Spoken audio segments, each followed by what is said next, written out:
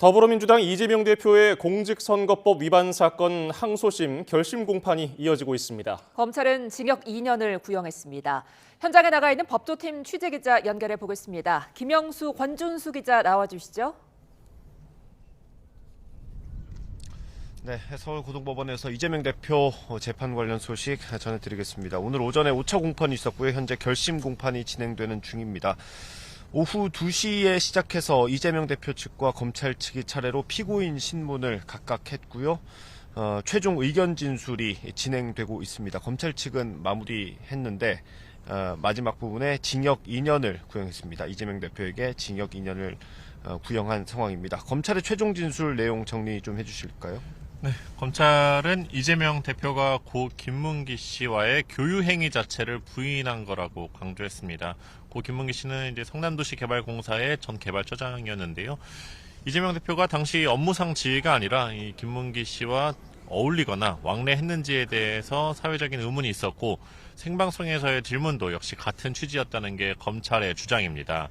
검찰의 이런 배경을 근거로 이재명 대표가 시장 재직 때는 김문기 씨를 몰랐다. 하위 직원이었으니까요. 이렇게 말한 것에 대해서 기소된 이후에 대장동 사업 내용을 파악하며 알게 됐다는 발언 모두 명백한 허위 사실이라고 강조했습니다.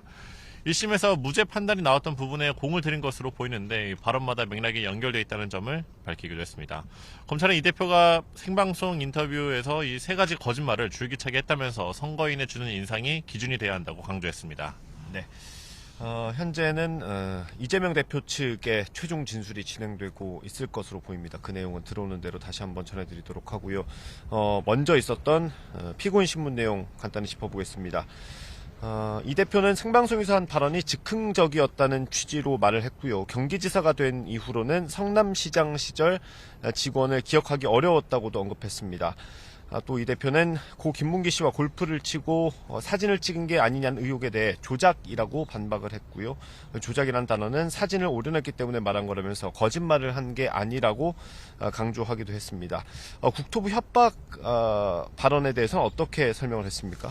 네, 고 김문기 씨와 관련된 발언 말고도 이제 국토교통부의 협박에 있어서 백현동의 부지를 변경했다. 이 발언까지 혐의로 기소되어 있는 부분인데요. 허위 발언 혐의에 있어서 이 대표는 경기도 국정감사 당시 실무관들이 답변을 준비는 하긴 했지만 본인 입장에서는 기억에 의존할 수밖에 없었다면서 이렇게 답변이 있었다는 취지로 이야기를 했습니다. 정부의 압박이 있었는지에 대해선 즉 국토교통부의 협박이라고 이제 말한 것처럼 압박이 있었느냐에 대해서는 정부가 협조하지 않으면 즉 정확히 말하면 정부 입장에서는 이제 지자체가 협조하지 않으면 직무유기로 문제 삼겠다는 얘기를 성남시장 재직 시절 당시 직원들로부터 들었다고 밝혔습니다. 그러면서 정부가 용도 변경과 관련해서 의무 조항을 가지고 이 성남시를 압박하는 입장이었다고 강조했습니다. 네. 이재명 대표 혐의 간단히 설명드리겠습니다. 이재명 대표가 대선 후보 시절에 했던 발언 크게 두 가지로 기소가 됐다고 보시면 됩니다. 먼저 고 김문기 씨를 몰랐다고 말한 것.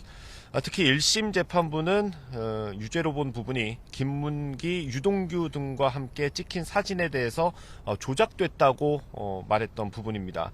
두 번째로 백현동 부지 용도를 변경하는 과정에서 국토부의 협박이 있었다고 말한 것도 1심 재판부는 유죄라고 봤습니다. 마지막으로 오늘 남은 절차를 좀 정리해볼까요? 네, 앞서 전해드린 대로 검찰은 1심과 같은 징역 2년을 구형했습니다. 1심 재판부는 지난해 11월 15일에 징역 1년에 집행유예 2년을 선고했는데요. 이제 남은 절차는 이재명 대표의 최후 진술도 있어야 되고 또 이제 이재명 대표 측 변호인단은 그 전에 최후 변론을 또 진행하게 됩니다. 일단 마지막으로는 또 선고일을 정해야 되는데 이 선고일은 3월 말, 다음 달 말이 가장 유력한 관측이 나오고 있고요. 차기 대선 출마를 준비하고 있는 이재명 대표 입장에선 이번 항소심에서 무죄를 받거나 유죄가 나오더라도 벌금 100만 원 아래로 이렇게 낮춰야 됩니다. 벌금 100만 원 이상의 형이 확정될 경우에는 이 형량마다 기간은 다르지만 공직선거에 나갈 수 없게 됩니다. 쉽게 말해서 차기 대선에 출마할 수가 없다는 건데 재판부가 이제 선고 기일을 정하면 다시 한번 저희가 전해드릴 예정이고요. 이번 2심 결과가 어떻게 나오든 간에 이 사건은 또 대법원까지 갈 가능성이 높아 보입니다. 네, 아직까지 재판이 진행되고 있습니다. 들어오는 소식은 다음 뉴스에서 전해드리도록 하겠습니다. 서울고등법원에서 전해드렸고요. 상암동 스튜디오 나와주십시오.